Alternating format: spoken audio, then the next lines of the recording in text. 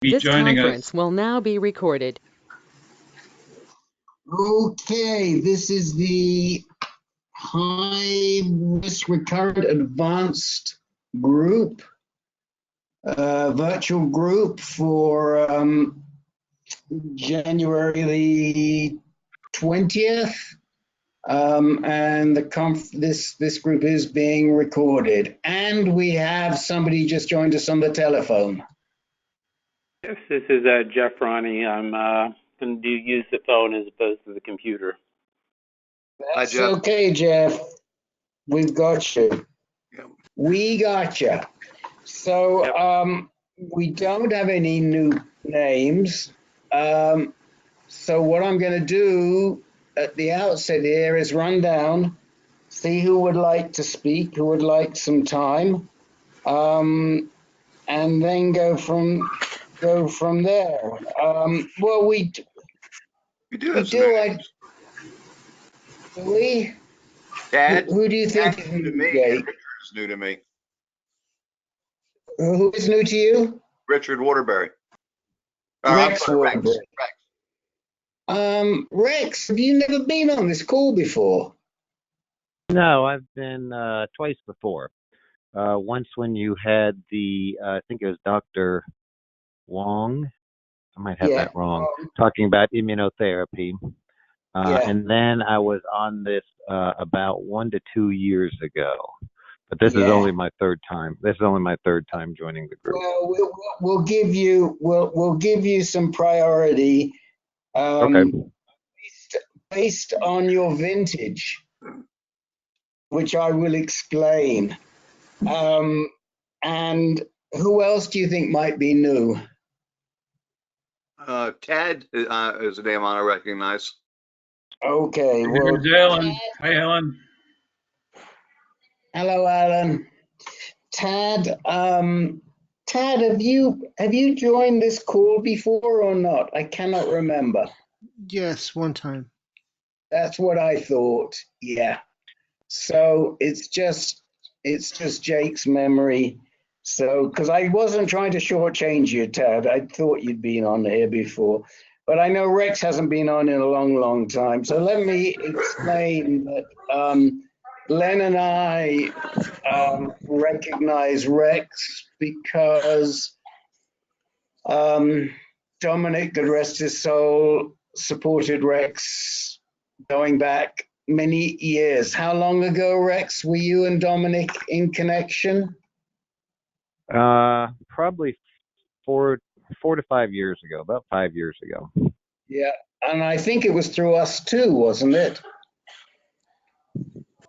I met him on one of the prostate cancer forums, and I met him in person when I went out to Los Angeles for the PCRI conference. Right. Anyway, and then I had the pleasure of meeting Rex when I was in Virginia Beach for the conference, because that's where he lives. And I should just add that though this was never his field of specialty, that Rex is a retired MD, same specialty as Dr. Steve, OBGYN. So, Rex, would you like to introduce yourself further and just give the guys a little bit of background on yourself and your disease, your age, your situation, et cetera, et cetera? Sure. So I am presently 63 years old. I was diagnosed at age 53 in 2009. I had a normal PSA of 2.13. I had a palpable nodule on a digital rectal exam. I had prostate biopsies, which showed Gleason 4+3 adenocarcinoma. Sent the slides up to Jonathan Epstein at Hopkins, and he either upgraded or downgraded, whatever the term is, to 4+4 Gleason 8. And I decided to go to Johns Hopkins and had surgery, and my surgery was done by Patrick Walsh. He did a radical prostatectomy. I lost 2,000 cc's of blood. I did not have a transfusion. I left the hospital 2 days after surgery and was back at work 17 days later. I had negative margins on my surgical specimen. Lymph nodes and seminal vesicles were negative, but I did have focal extraprostatic extension on my path. So for the next 3 years, I had undetectable PSAs until it started to go up. So I went back to Hopkins in 2012, 3 years after my surgery, and had salvage radiation therapy. And that lasted for about a year, until a year and a half, possibly, until 2014 when my PSA started going up again. So I interviewed medical oncologists, and I decided to go to Snuffy Myers. And the fact that it was only 2.5 hours away made it very convenient. So he treated me with ADT, Firmagon, Xtandi, metformin, Avodart, and estrogen. And after about 9 months of ADT, my scans were negative, my PSA was negative, and he took me off everything except for the metformin. About a year after that, my PSA started to creep up, so he put me on Xtandi monotherapy, just Xtandi, no testosterone lowering agents at that point. I guess this is probably 2016, 2017. And then Snuffy retired, and he referred me to Dr. Drake up at Columbia Hospital in New York. And when I went to Dr. Drake, he just kept me on the same regimen that Snuffy had me on until my PSA started to creep up a little bit faster a year ago. And at that time, I had a PSMA PET scan at UCLA, December of 2018, and it revealed one spot on my L2 vertebrae and multiple lymph nodes, nothing in my liver or my lungs. So at that point, he put me on Eligard, continued the Xtandi, and over the next 3 months, my PSA did not go down; it kept increasing. So in March of 2019, I was diagnosed with metastatic castrate-resistant prostate cancer. So we stopped the Xtandi, continued the Eligard, and I did chemotherapy this past summer from June until October with docetaxel and carboplatin. Had 6 cycles.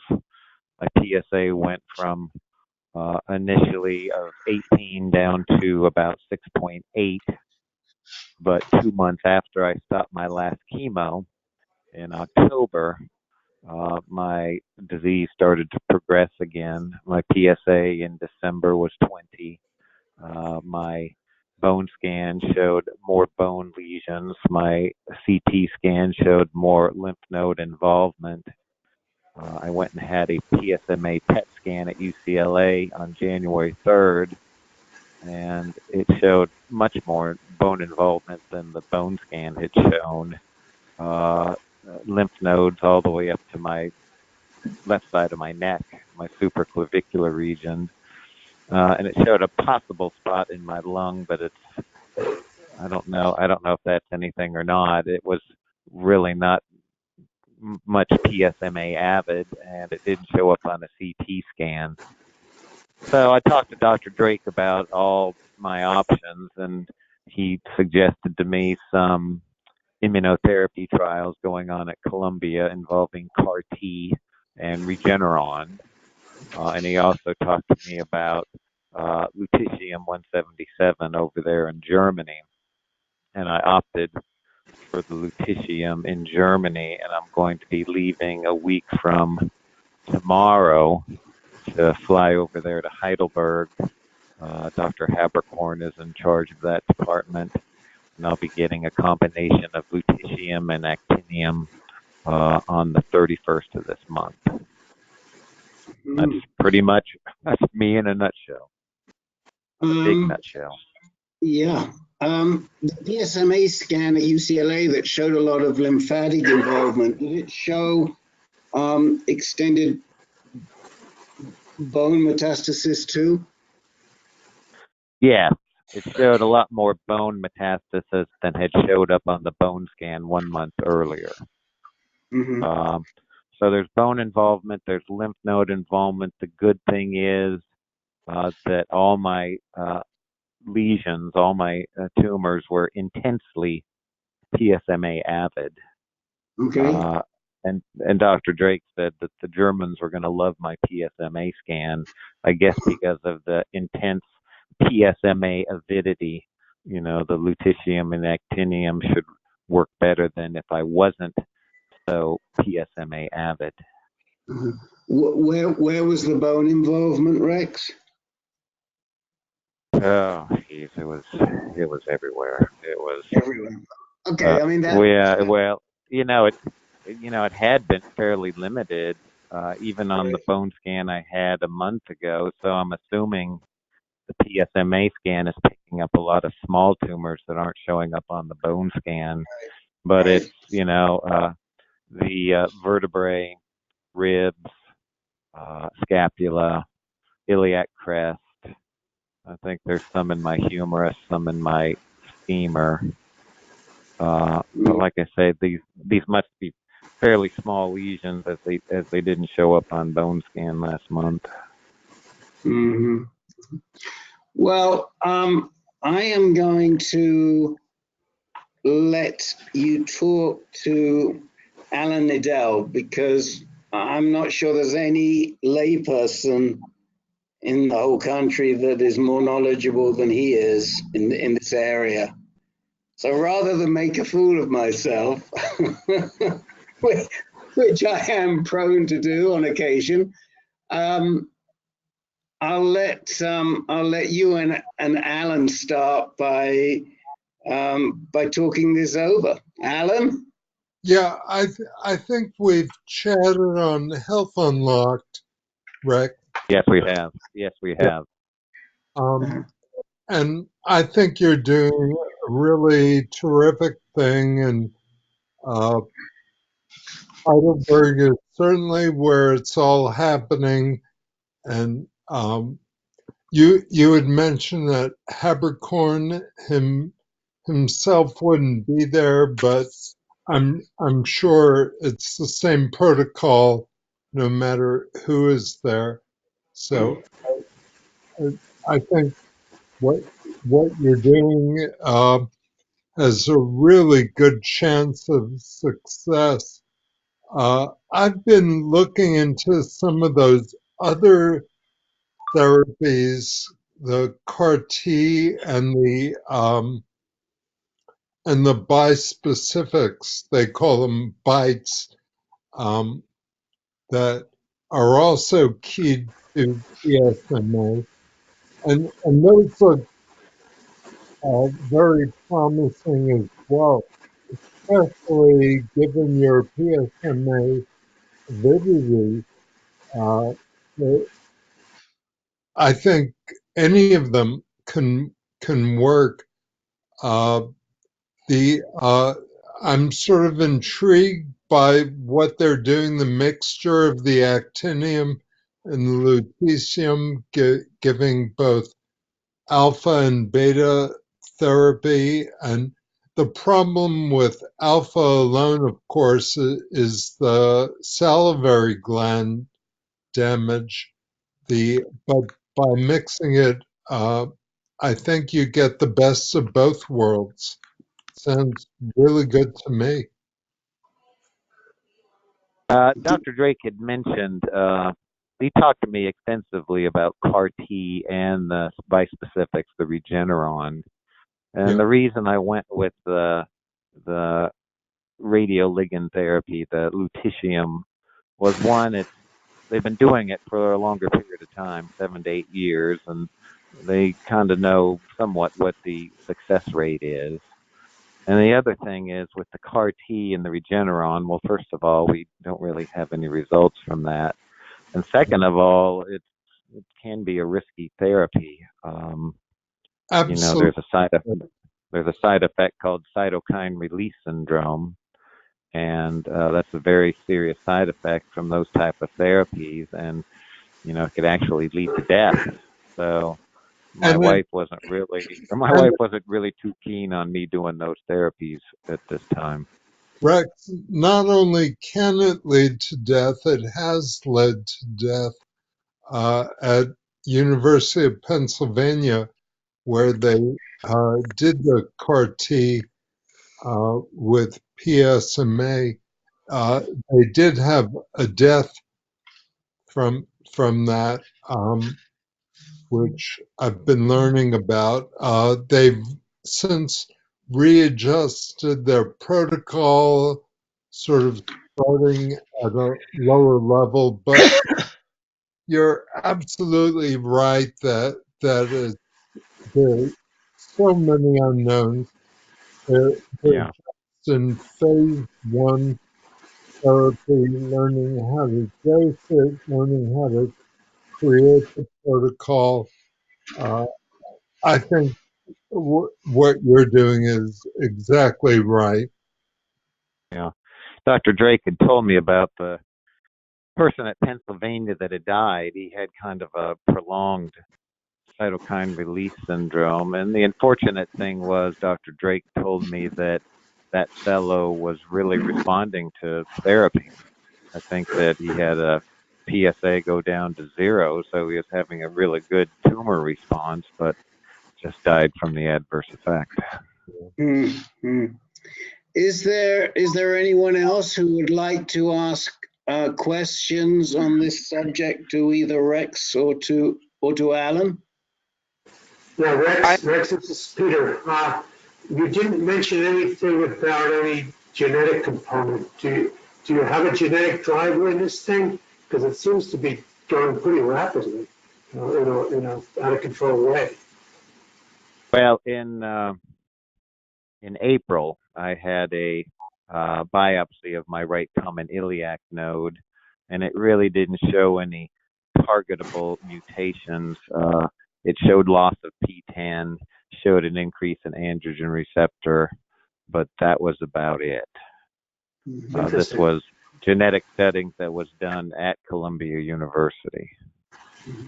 Okay. It didn't really, and when they did the pathology on the node, it showed adenocarcinoma, not neuroendocrine carcinoma. So.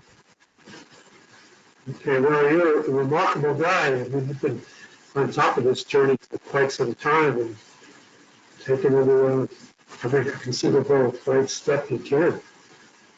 I have 2 quick questions.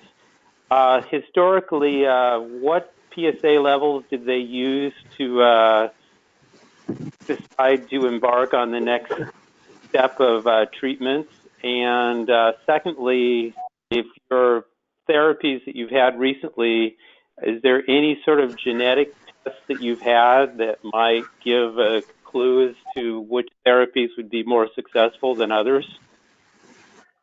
Well, no, just that lymph node biopsy that I had that really didn't show any targetable mutations. I also had the Guardant 360 blood test when I was with Dr. Myers, and that really didn't show anything either. As far as what PSA level, there really was no set PSA level when we started to change therapies. It all had to do with the trend, the trend in the PSA and the trend in the scans. So you were looking at the doubling time? Yeah, when Dr. Drake put me on double chemotherapy, the Taxotere and the carboplatin, I asked him, why the 2, and he was worried about the rapid PSA doubling time. And what did he define as like 5 months? Let me go ahead, Rex. My PSA doubling time at that time was about every 1 to 2 months.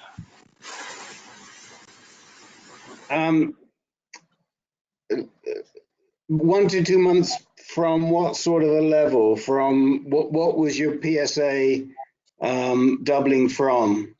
What was the base? Well, when I was on Eligard and Xtandi, and I went back for my follow-up in March and was diagnosed as being castrate resistant at that point, my PSA was about 4.5. Yeah. And a month later, it was about 9. And a month later after that, it was 18. And this was when I was doing a clinical trial in April and May at Columbia that really had no effect at all at my disease. So once I got to 18, I met with Dr. Drake, and we stopped that particular study, and he said that I really needed to do chemo, and that's when he suggested the double agent chemotherapy. And it was working. At the time that I was on it, I had a decrease in my PSA by about 65%, and my lymph nodes were getting smaller. So I was pretty happy with my response, except 2 months after I stopped it, the disease took off. It took off again. So just a couple of things. I have a note here that you had, in that clinical trial, you suffered some bone marrow suppression. Is that anything that could be a risk for you in the radionuclide treatment? When I was doing the chemotherapy, I had bone marrow suppression. Right. My white count would get down to about 1, and my absolute neutrophil count would be less than 1. So there were several times we had to delay for a week or two giving the chemo, and we had to lower the dose of the chemo because of the bone marrow suppression. But on my last CBC, which was about a month ago, my white count was 3.0. My absolute neutrophil count was about 2.0. Hemoglobin was about 10.7, and platelet count was about 180. And I don't think that the people in Germany are going to have any problems with those numbers. No. So this treatment means you'll have to go back and forth to Germany over the next every so often? Probably every 6 to 8 weeks. Right. But, I looked, I've read a lot about Heidelberg. It's an interesting place. It's a charming little city on the Nectar River, and they've got a castle there, and pretty easy to get there, fly into Frankfurt and then take a train for an hour. And though we're not going to do it this time, I think maybe the next time we go over there, we're just going to stay over there for the 6 weeks and just tour Europe for a month or two, a couple months. Right. And then I'll be over there and just stay over there for the third one as well. So it gives us a good chance to tour Europe. You gotta let us know how you're doing, though, Rex. You'll be over there, and these meetings will be in the middle of the night, so we won't know. I know. I'm gonna miss the Super Bowl too. Who else? Len, do you have anything you'd like to address?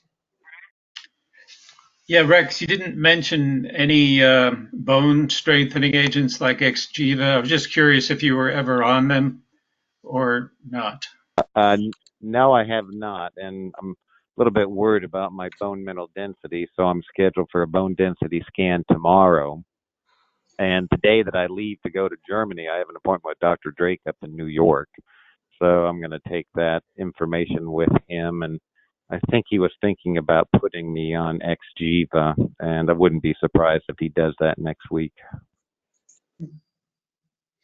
Was it ever suggested for you by anyone? He mentioned it in his at our last visit in October that, if there's more bone involvement, he's going to consider Xgeva. So I would imagine I'm probably going to go on it, especially if I have a bone density scan that, shows osteoporosis. Mm-hmm, mm-hmm, mm-hmm. The only other thing I just wanted to raise is you had mentioned, I think, during this course of conversation that when they biopsied a lymph node some time back, they thought they saw some neuroendocrine involvement. Now they were worried. They were worried that they might find some, but when they biopsied that right common iliac node in April, it was just adenocarcinoma. There was no evidence of neuroendocrine. Yeah. Dr. Drake was a little bit worried, despite that biopsy that showed adenocarcinoma just by the doubling time, that it might be a little neuroendocrine, as he calls it. But he said I also didn't really fit. He said I also really didn't fit the picture because, no visceral mets and that type of thing. So right. I don't know if he's going to think differently when I see him in a week. Well, if you were so PSMA avid on that scan, it's unlikely that that you have a lot of neuroendocrine disease, if any, or small cell disease or morph disease. Does neuroendocrine not light up on a PSMA scan? No, I'll turn that one to it doesn't, but Alan, maybe you can explain for the. No, neuroendocrine is well, it's usually with prostate cancer. It's usually small cell prostate cancer, which unfortunately, it doesn't show up as much of anything. No androgen receptors, no PSMA, no PSA. That's the problem with it. There are no hooks that we can use to get into it to fix it. It's more similar to neuroendocrine lung cancer than it is to prostate cancer, although they can tell if it has a prostate cancer origin. Actually, what they do is and I'm sure you've had this, Rex, is they do what's called an IHC analysis, immunohistochemistry, and they can and the pathologist can look at it under a microscope. The cells look very different. Even I can tell the difference, and I'm no pathologist. They look very different. They act very different. They would have been able to tell from the biopsy if you had. Unfortunately, you don't. They would also have been able to tell from the biopsy that you were PSMA avid. But it depends what the pathologist stains for, and you certainly know that anyway from the PET scan you have. Yeah. Well, I've asked Dr. Drake on several occasions whether he thought I had a neuroendocrine differentiation, and he thought that clinically I just didn't fit the bill for that. Right. He just didn't think so clinically that I had neuroendocrine differentiation. Yeah, when you said earlier that you had androgen receptor amplification, that's sort of like the opposite of neuroendocrine. Right. Yeah. I had that plus loss of P10. Yeah. Unfortunately, as you say, those are very common as prostate cancer progresses, and we don't have any therapies that really key into those. Although apalutamide and darolutamide are said to prevent androgen receptor amplification. But we'll have to see. That's in lab studies. So now that they're being used, I'm sure we'll be getting a lot more data on that. I knew about the darolutamide. I wasn't so sure about the apalutamide. That does also is. Yep. That's good to know. That's because I just started that. May I ask a question, Rex? Sure. Go ahead, Jay. Well, first of all, Rick, you answered my first question. Was how many treatments? It's 3 total of the For lutetium. lutetium? Yeah. Well, it depends. There have been people on the Health Unlocked website that have had 1 or 2 treatments and their PSA goes to 0 and their scans are negative and they say, go home. You don't need another one. But it's usually 4 to 6. 4 to 6 scans. Every 6 8 to 8 weeks. Okay. 6 to 8 weeks apart, yeah. And I'm also curious about the actinium. I never heard of them combining actinium with lutetium. Did they give you a rationale for that? Well, the lutetium is a beta emitter, and the actinium is an alpha emitter, so it's a lot stronger, but it doesn't penetrate as far. Of course, Alan probably. PSMA. What is that? Is actinium bone only? No, I'm not.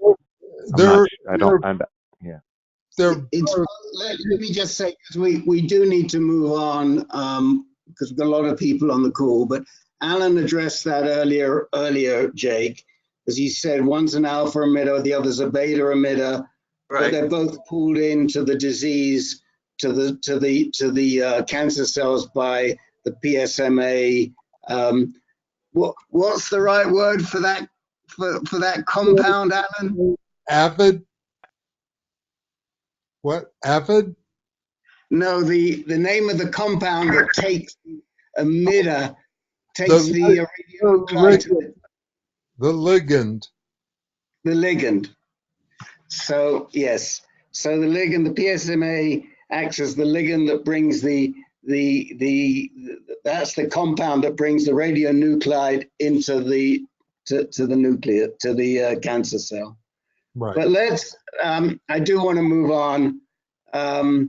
And it's actually a pretty good segue, since we've been talking extensively about neuroendocrine disease, to speak with Richard Foodie, who joined us just right after we started this conversation, because Richard does have neuroendocrine disease, and it is he's being treated right now, just started with Nivolumab. So, Richard, tell us how you're doing and how you came to the decision of Nivolumab. Okay, well, the decision was based upon the activity of the cancer spreading in my body. In December 30th, a CT scan revealed that my cancer had spread to my liver, and they did a biopsy and they found that the cancer was neuroendocrine prostate cancer that had spread into my liver. So I had it in 2 locations, the prostate gland, now the liver. And what I learned in the course of these discussions with my oncologist is that the cancer's in my blood. And for some reason I didn't get that, but anyhow, I know it now. And so Dr. Rathkoff felt that the best treatment at this point, and perhaps the only treatment at this point, was the immunotherapy. And the rationale for that was because with the chemotherapy, I was getting carboplatin and etoposide. Clearly was not working because the lesion in the liver formed between November 8th and December 30th. And I had at least one, I guess maybe my 7th chemo session in that time. And so the lesion is still formed. So Dr. Rathkoff recommended, I call it Nivo because I'm not quite sure how to pronounce the whole thing. She said that that was a good immunotherapy. It was less toxic than the one that begins with a P. And she thought that it would be effective, but with immunotherapy, it helps some people and it doesn't help others. So it's we'll find out in 6 to 8 weeks, and I'll be getting immunotherapy every 2 weeks. So on Friday, I had my first immunotherapy session, and honestly, I was scared to death going into this. And the reason for that is because when I first learned about immunotherapy last September, and I read the medication sheet and all the side effects, beyond the nauseousness and diarrhea and headaches and fatigue, when you get to a page or two in, man, it just scared my pants off. With talk about death this, death that, and I sort of was building up in my mind that I was going to die on the when I'm getting the immunotherapy.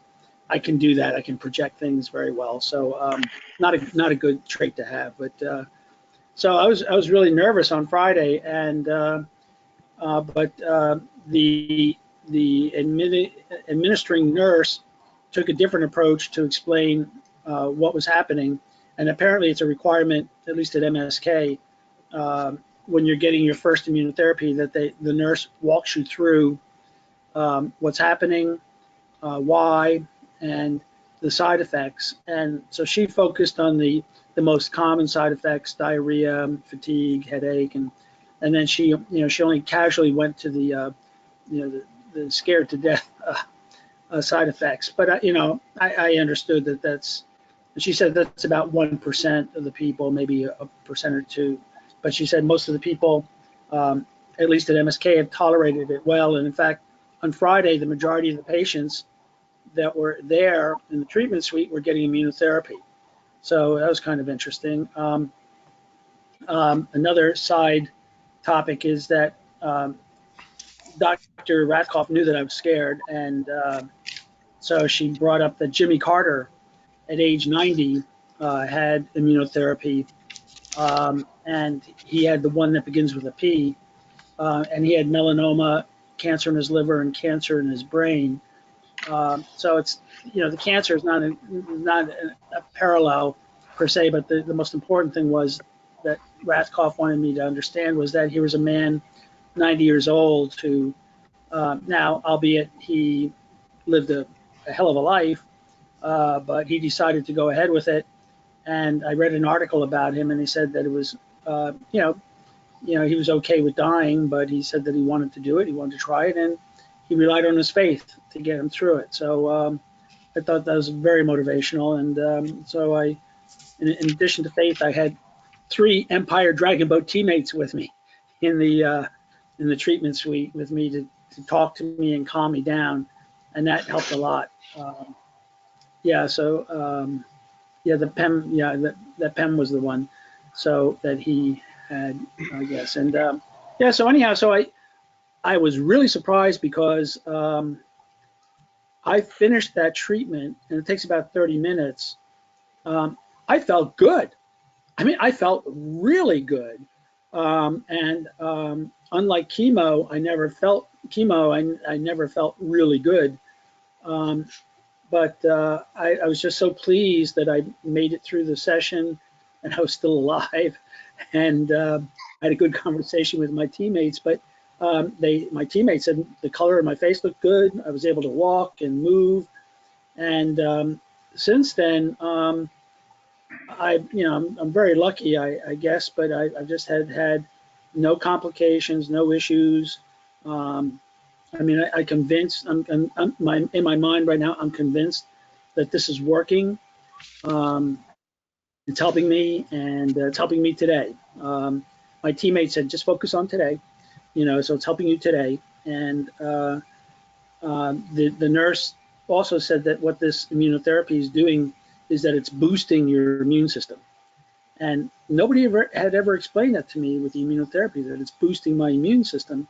And I like that. So it's like my immune system is boosted, it's fortified, and it has more more ability to seek out and destroy the cancer in me. And so I'm really pleased with how well I feel, and I'm glad that I'm feeling this way, because I'll be getting we'll be getting another CT and bone scan in 6 to 8 weeks, and I would like to go into that feeling the way that I am right now, because I need to get quite a bit of things done, in my personal life, just in case. And so I've got a good energy and I've got a good mindset, and my mind feels good. It feels better than in chemo. I had chemo brain for sure, but my mind is sharp, and so that's it. I don't know if that's. It's fine, Richard. Thanks for coming on the call and explaining this to all of us. We rarely get anyone with neuroendocrine on the call, so I'm sure it's enlightening to everybody, and to see that you're doing, at least so far, you're doing quite well. And I believe Rick wants to get to a lot of people. So does anyone have questions for Richard Foodie before we move on? This is Rex. I have a question. What type of immunotherapeutic drug is it? Is an anti-PD-1? Is an anti-CTLA-4? Or what type of medicine is it? Rex, I don't know. Perhaps Len or Rick know, because I told them what I was getting. I believe it's the PD-1, isn't it, Alan? Yeah, it's a PD-L1 inhibitor.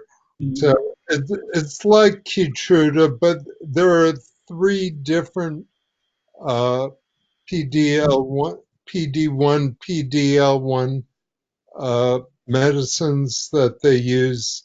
So yeah, it's one of those.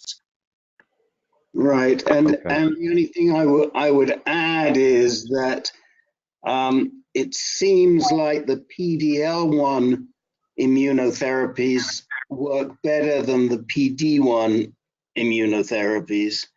There's a little bit of literature on that. The 2 main PD-L1s are Keytruda, Opdivo, Nivolumab, which Richard is getting, and then the P drug, which is pembrolizumab, Keytruda, and it was sort of a choice between those 2.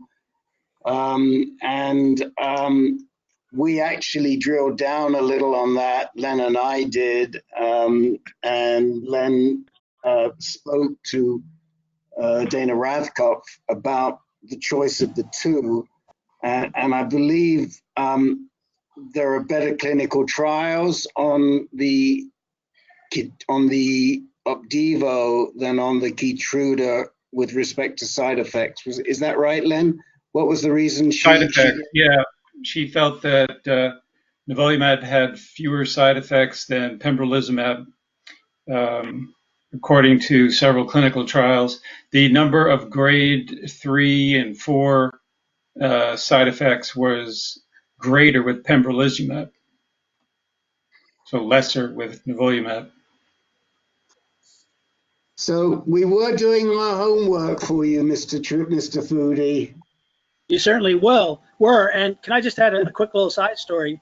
So one of the Len joined me on a conference call with Rathkopf, and we had a list of questions. And the last questions was, do you think it would be worthwhile to have a consult with Dr. Charles Drake, or do you collaborate with him?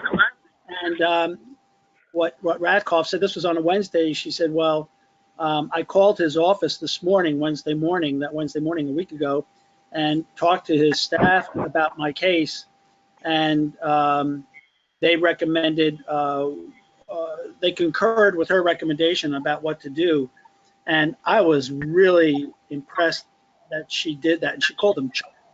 But there's a lot of collaboration. Rathkopf does research, and right. But, so anyhow, I was really impressed that she did that. Well, I think also because you had sent her the questions ahead of time, so she knew that one was coming, right? Yes. Yeah, and I think that's a good technique for your doctors, is to have questions, and time is tight, give them the questions in advance. And Very get help good. writing them, and I think that it changes the relationship. Our relationship is much better now. It's a collaborative relationship for sure. Yeah, no, absolutely. And Len and I and Richard, all three of us worked on putting the questions together and requesting a telephone consult that Len could be included in. I should say Len has really done some wonderful support work with Richard and attended appointments in person with Richard at Memorial Sloan Kettering before. So Len, of course, was a known quantity to Dana, and that also helped a lot. And so when we suggested that we have a conference call including Len, she was receptive to that, and I do think that was helpful. Yes, very much so. Richard, can you tell me how old you are? 69. I beg your pardon? 69. 69. Okay, thank you. Yeah, and the other interesting thing with Richard before we move on is that he was diagnosed back in 2012, and I think I started working with him through Immerman Angels around that time. And Richard got 4.5 years out of Xtandi. Richard, how many years did you get out of Xtandi? 4.5. 4.5.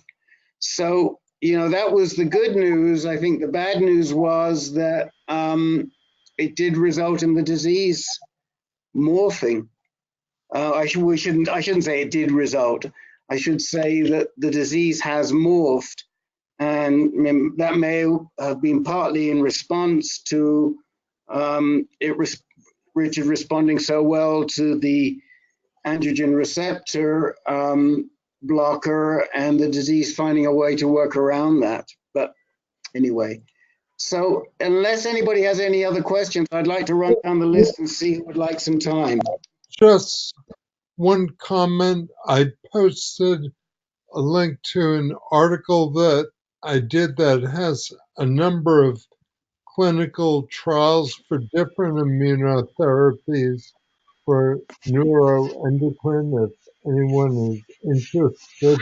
I was just looking at the list, and unfortunately, it looks like some of those trials have closed. I better update that list, but it's there for anyone who wants it. Thank you, Alan. Yeah, it's in the chat window. And again, remember, guys, those of you who are on the phone, we'll post the chat window to the website probably sometime tomorrow morning. So I'm going to run down. Everybody who's on the call and see who would like some time, and we will we'll go from there. Jake, I guess you have a little update for us.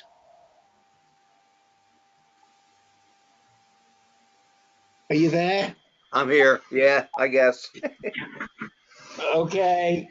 Peter, you certainly have an update for us. Nothing new for me. You should tell the people the result of your. The people on here don't know the result of what went on last week. I know. I'm just being a little facetious here. Okay. So everybody's going to have to be pretty brief today, I think, to get through everyone. Carl, do you have anything you'd like to talk about today? Yes, I do, unfortunately. Okay. Dennis Correa, do you have anything?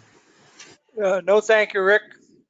Okay. Jim Ward, anything for you, sir? Just one quick question. Okay. Larry Fish, anything you'd like to talk about?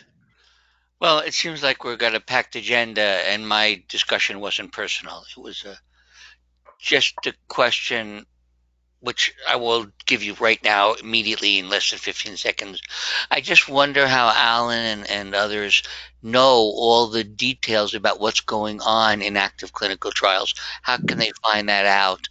Is it just through the doctors, through people who are in those trials? Anyway, that would be my question, which we're not going to have time for. Well, it's a very good question, and I am always very eager to educate the people that are on the call. So we will try to find some time with Alan and myself and Len and anybody else who spends a lot of time looking at these trials to address that, because I feel that could be very beneficial for everybody on the call. Len, anything for you today? Nothing tonight, Rick. Thank you. Okay. Tad, would you like to raise anything today? Well, my stuff is kind of basic. I don't know if it'd be better for me just to talk to someone individually. Would that be Jim or Ken or? Yes. Let's just see how much time we have. But if we have the time, we'll try and get to you. Okay. Left shoulder up. Anything for you? Not tonight, thanks. Okay. Dennis McGuire, anything for you? No update. Thanks, Rick. Okay. Jeff Ron, anything for you? Yes, one basic question. Okay. And Alan, anything you'd like to raise? Yeah, I would like to give a quick update on my meeting with Tanya Dorff. Oh, yes. Okay. So why don't we start with Alan on his Tanya Dorff meeting again? That's probably going to be helpful to everybody. Okay. So the issue that I've been exploring with a patient who is not a good candidate for radionuclide therapy, PSMA therapy, is either CAR T or the BiTE immunotherapies. Tanya Dorff is now running 4 trials of City of Hope across these things. One is, let's see, Amgen 160, Amgen 590 are both BiTE type therapies, phase 1. She's also doing 2 CAR T therapies. One is prostate specific stem cell antigen, and the other one, which hasn't opened yet, is like the one at University of Pennsylvania, except that we hope it won't kill anybody, which is a CAR T therapy key to PSMA.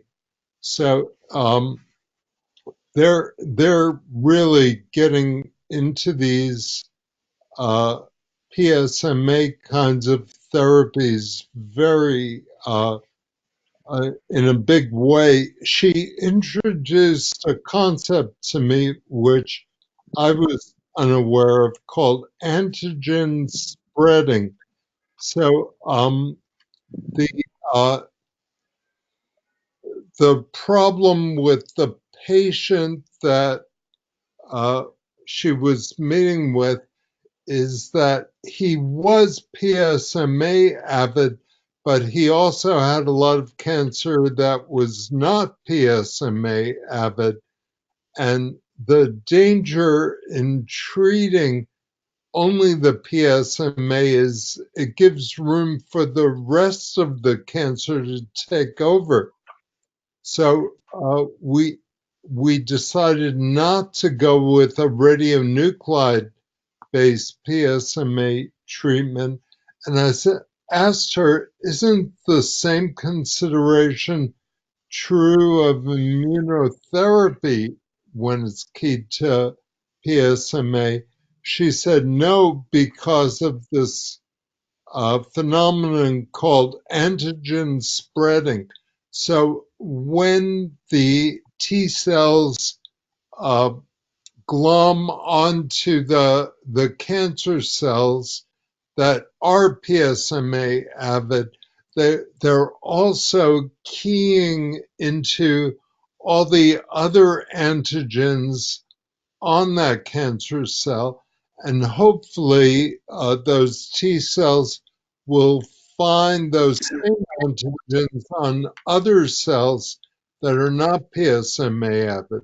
So I found that very interesting. Also, I learned I had the concern that stem cell antigens seemed really iffy in a lot of the literature, but she said about 90% of the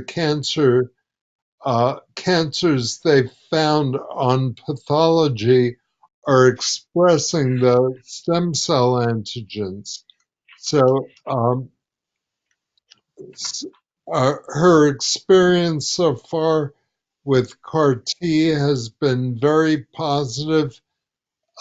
They had one death that was unrelated to the CAR T therapy. She said that that man was sort of on his last legs, and they probably shouldn't have let him into the trial anyway.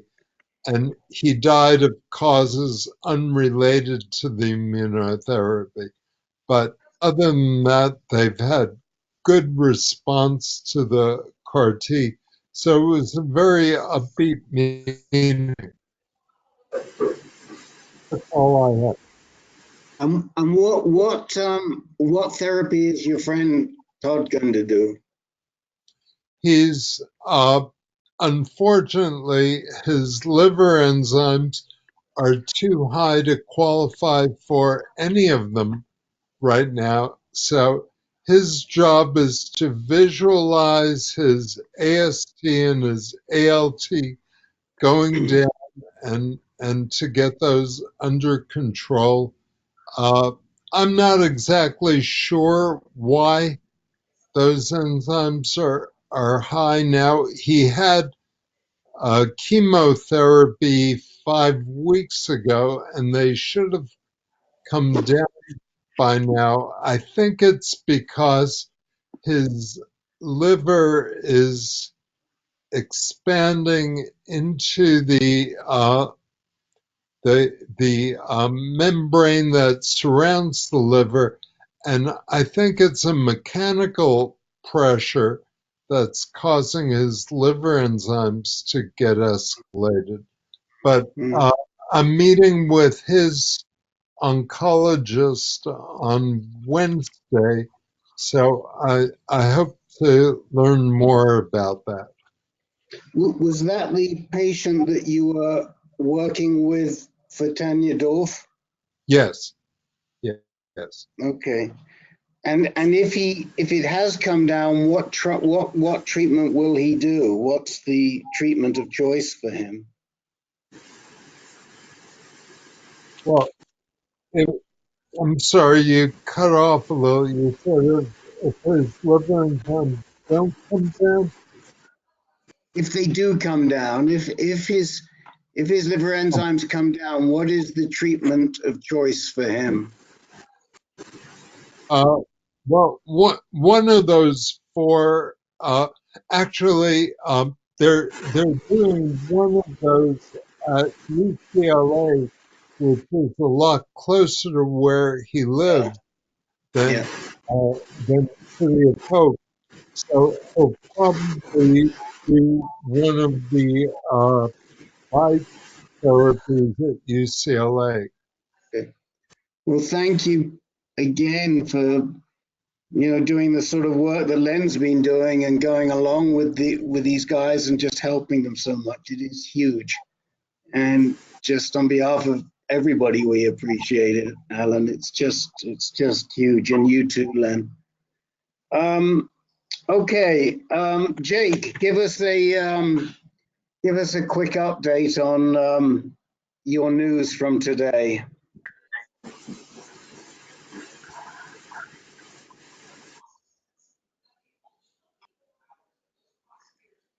All right. It looks like Jake may have stepped away for a second. So Peter, you go first. Okay, so I'm back on Maui. We're back Friday night. Feeling pretty good now. I had my biopsy done on Monday. I think I was on the Tuesday meeting, I believe, last week. I had the results in Dr. Turner's office last Thursday, and lo and behold, the mysterious peritoneal implants, that I had biopsied from LA turned out to be positive for prostate cancer. So, it could have been worse. It could have been some other kind of like a peritoneal cancer or some mysterious stuff. So, once again, I'm always amazed at the multi-headed dragon that we're all facing. Every one of us has some crazy, unique approach to this disease, as evidenced so far in the discussions this evening. So 2020 seems to be starting out with a bang for many of us. For me, the protocol is going to be docetaxel and carboplatin to start with. I've got a somatic BRCA2 gene, and I've got a germline mismatch gene driving this thing. I've got a test now. I started doing work, and I've got some more to do tomorrow, lining up a local oncologist. I've got 2 choices probably, 3 choices, but one I've scratched out. And I know one of them pretty well. I've worked with him for 4 years with several other people advocating for them. So I'll probably go with him. And whoever it is going to have to work with Dr. Turner pretty closely, because Dr. Turner will be guiding the treatment. So it'll be 4 to 6 rounds of chemo, rescan somehow, see what effect that has, and then move on most likely to a LAPID, and we'll see how the journey goes. I still remain upbeat and positive. I've known from the get-go this is a wild ride. And I really what to do. Not bummed out by it. Just like many of us, I would be more knowledgeable than most doctors by the time we're through with this one. So that's a short story for me. I'm glad I went to California. I'm glad I didn't try to do a biopsy here. It was very efficient, very professional. It took me right away. It was great. And we would add that Dr. Turner is already talking to Peter about adding a PARP inhibitor after the chemo. It's just experience tells us that to give a PARP inhibitor at the same time as a chemo can be very hard on the patient and create myelosuppression. So Dr. Turner has recognized the BRCA mutation and intends to address that after the carboplatin and the docetaxel. Peter also has MSH6 mutation, which is the mismatch repair mutation that he referred to. So who would like to talk to Peter? I would. Go ahead. So, it's bad news, but it's good news. The DNA mismatch repair mutation, I mean, it makes the cancer more virulent, but it also means that you can get Keytruda. Right. Why are you not doing both Keytruda plus the double chemo? For one reason, this gets into the weeds a little bit. Up to last week, I never had any other tissue to test other than my original tumor tissue, which was removed from my prostatectomy at UCSF in 2015. So it's 5 years old. It was tested 2 years ago by Foundation Medicine, and they did not at that time find that the MSH was high. I mean, the MSI was high. They just said it was kind of normal. And now I've got new tumor tissue to test, and then we sent it to Foundation Medicine, and it might well have shown that the MSI was high, but now I've shot my wad. They called me today and said I'm not eligible for Medicare payments. So we're going to try to do an end run and send it to this outfit in Texas. The name is Caris, and see if they can get coverage for it. So yeah, we've talked about Keytruda, and I've known for a while that it's a possibility to go that route. But at this point, we're not looking at it. Well, let me just put forward an argument for combining them, because I think immunotherapy and chemotherapy is a match made in heaven. Chemotherapy pumps out a lot of cancer antigens into the bloodstream, and if your immune system is amped up and ready to attack because of the Keytruda, it will then go attack that cancer wherever it finds it.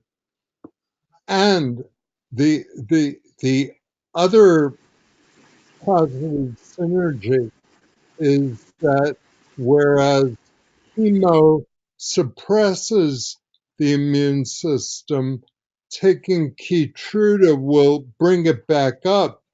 So you don't have as much of a problem with myelosuppression.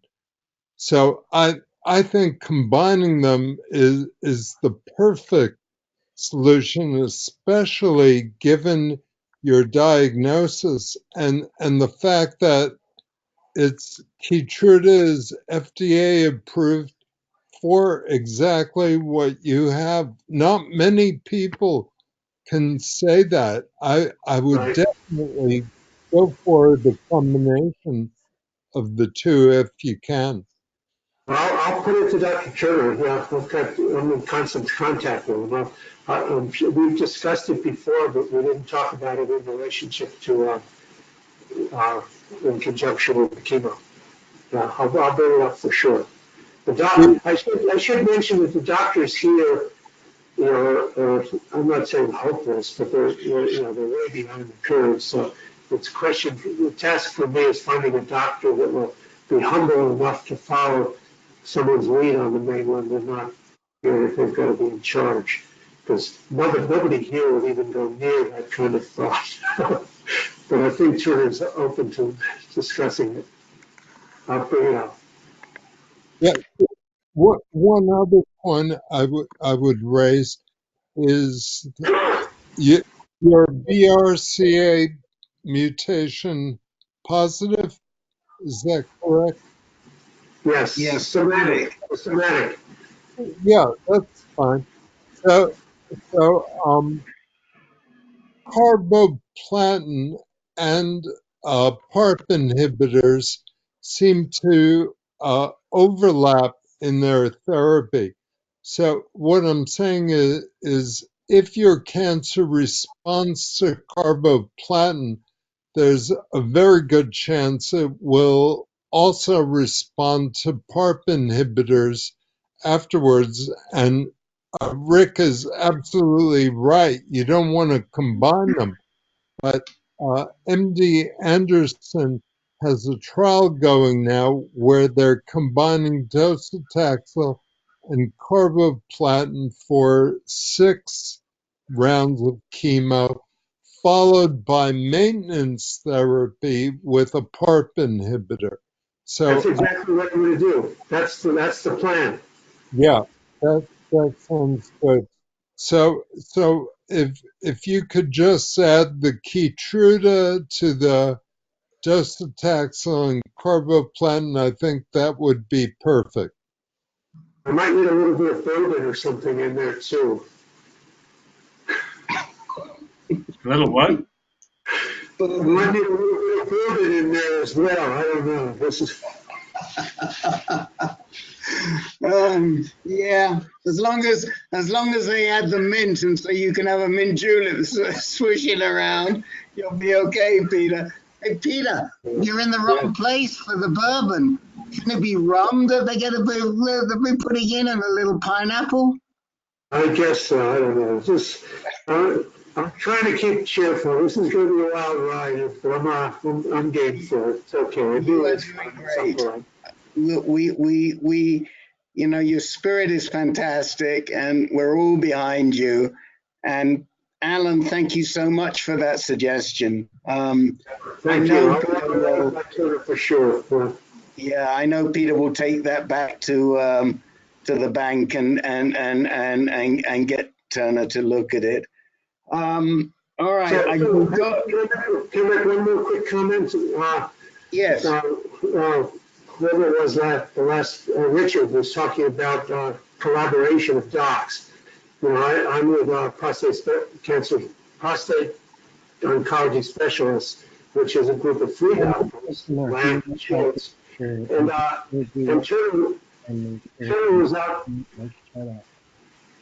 Turner was out front with me, letting me know that, you know, right away that he consulted both Schultz and Lamb on this, and, you know, separately, you know, went over my case and so forth to get their opinions and so forth. So, I respect that. I respect doctors, again, like Richard said, that, you know, talk to other doctors and not just make this up in their own head and get arrogant about it. So I was pleased with that. Okay. We're going to move on just because I've got one eye on the clock here, and we've got a bunch of people to talk to still. And if we have time at the end, we can come back and maybe even reopen some issues.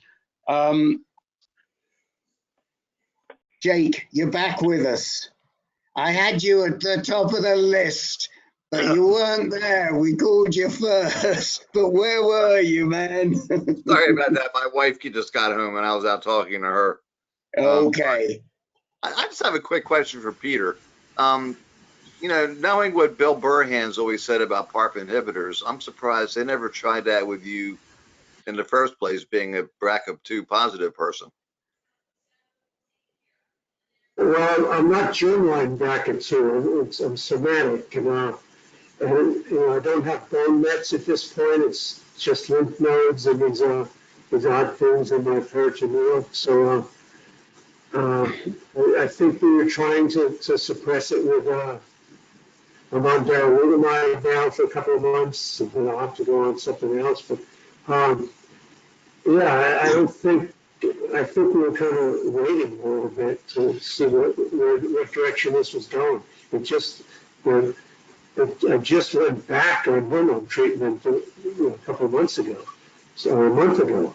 So I was off all last year. So we're not, you know, we've kind of been giving it breaks. I'm doing unusual stuff because I've been on intermittent status for a long time, for 5 years, on and off hormone treatment, and now it's on the move, but not super aggressive.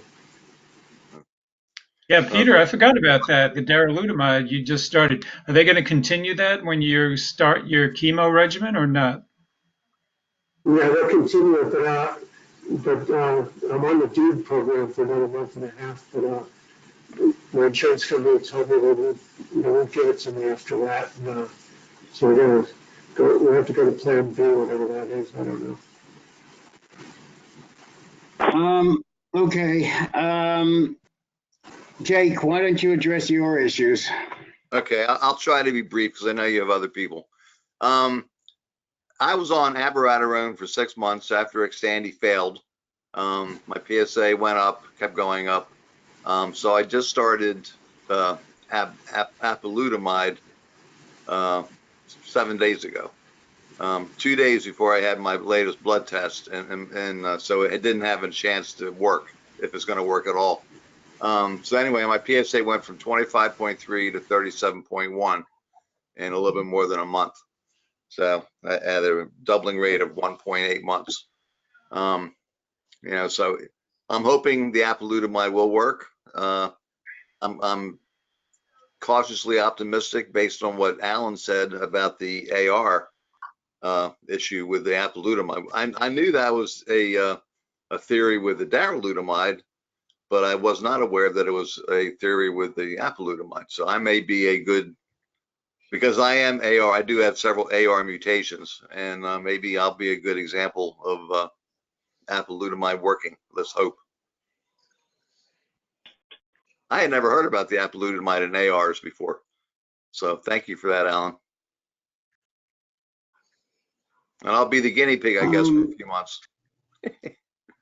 So when's your first PSA check, Jake, after the apalutamide started?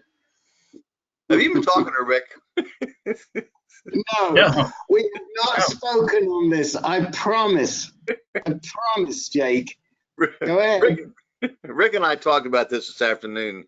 I had just had my blood test was just last week, last Wednesday.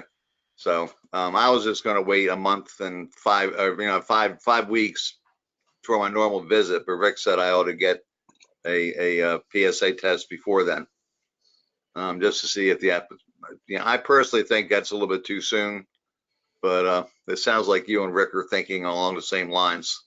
No, I'm not rushing it. I mean, I think 4 or 5 weeks is reasonable. Okay. Well, I don't know, Alan, what do you think? I get a blood test every time I go into the oncologist, and it's usually every 5 weeks. I try to spread it out. She would like me to come in every month, so she'd give me Zometa, but I spread it out to 5 or 6 weeks. And I do get a PSA test each time. So it'll be either 2 weeks or 5 weeks. I'm not sure yet which. Well, good luck in any case. Well, thank you. That's it for me. I know you need to move on, Rick. Well, unless anybody would like to ask you any questions about your treatment or anything that we've raised.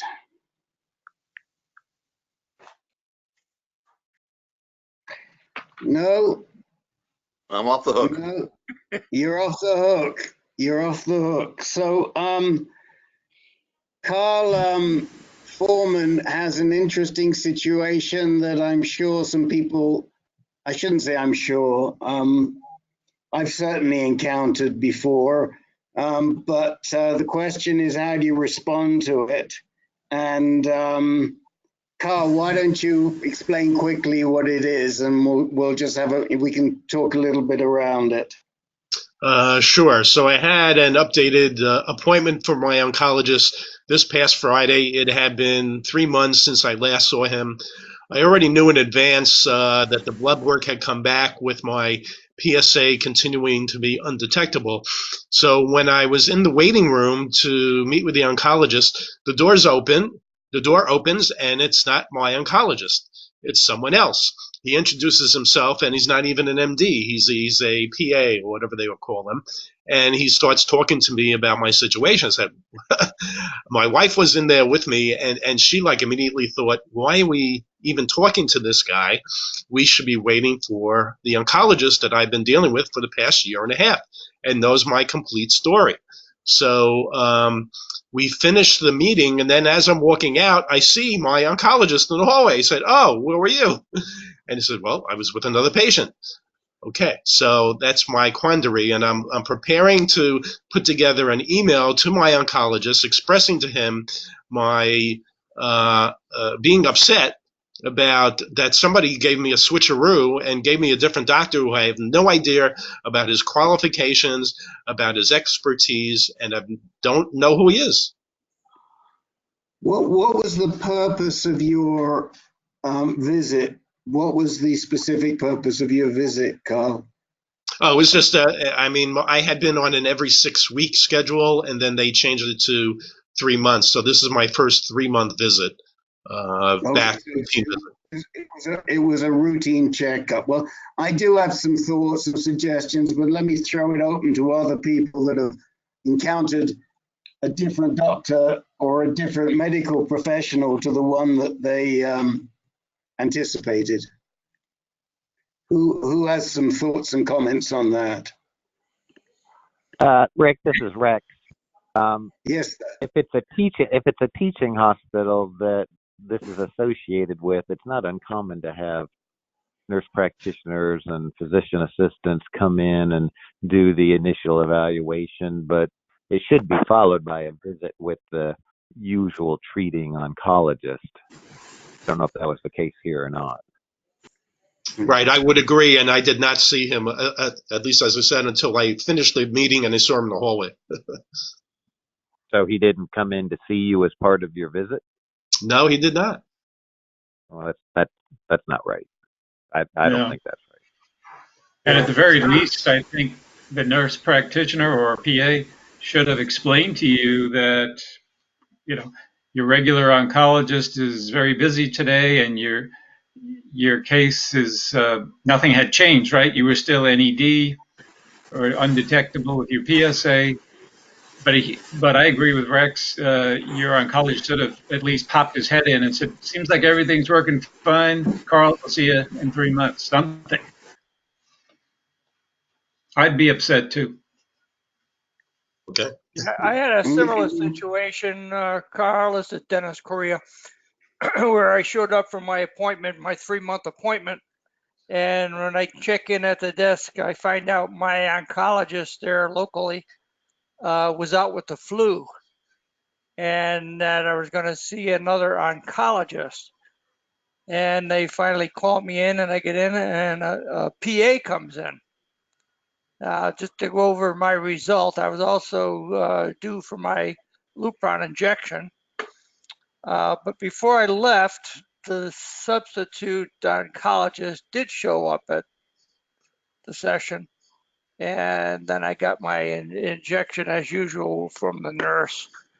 But it's a little upsetting. But as I look back on it, I said, well, there's nothing really I could have done about it at that point in time. But I was scheduled to get my injection. I wanted to get that. So I got over it pretty quickly. Yeah, I was also scheduled for the injection, which I had. I had a Lupron. They changed from Lupron to Eligard. I had that shot, and I also had an Xgeva shot that same morning. Did they tell you why they switched from Lupron to Eligard? Yeah, I mean, the institute itself just said that as a matter of procedure that they were switching that to Eligard, which was what I was on originally about a year ago. I think they believe it was less costly. Could be. And also, I was told that the needle that you use for Eligard is a shorter, less invasive needle than Lupron.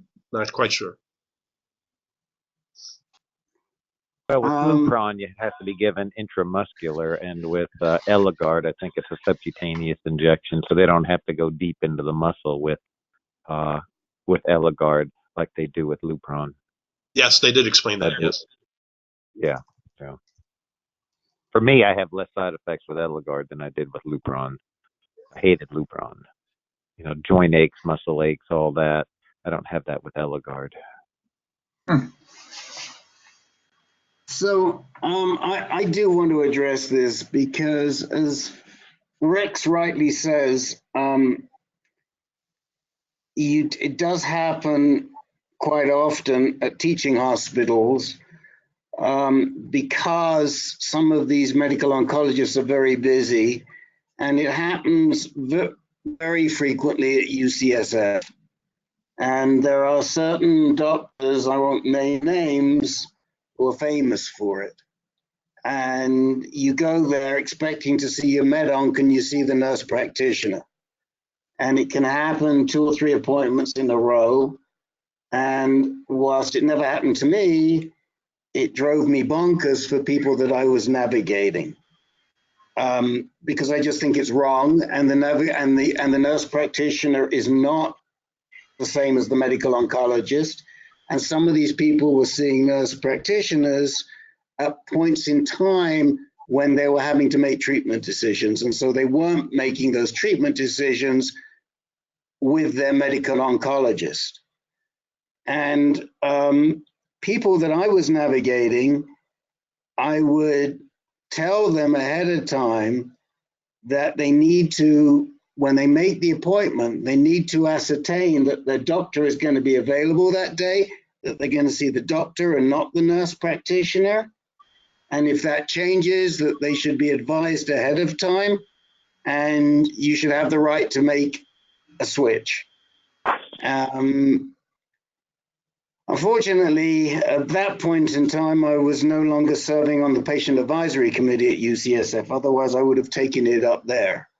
But I feel very strongly that your treating institution has no business switching you to somebody other than your medical oncologist without your permission. And the only way that you can insist on that is to give them written instructions, and that's what I would put in your letter, Carl. It wasn't appropriate. Nobody advised you. I mean, yes, if it's a situation like Dennis encountered where the guy's sick at the last moment, that's understandable. But in a lot of these places, they know ahead of time that they're not going to be there, or they've got another patient they need to see or something. And you as your own best advocate need to set the ground rules. That would be my advice. I agree. Anyone else have anything to say before we move on that topic? Okay. Thank you. Sure. Jim Ward, quick question, you said.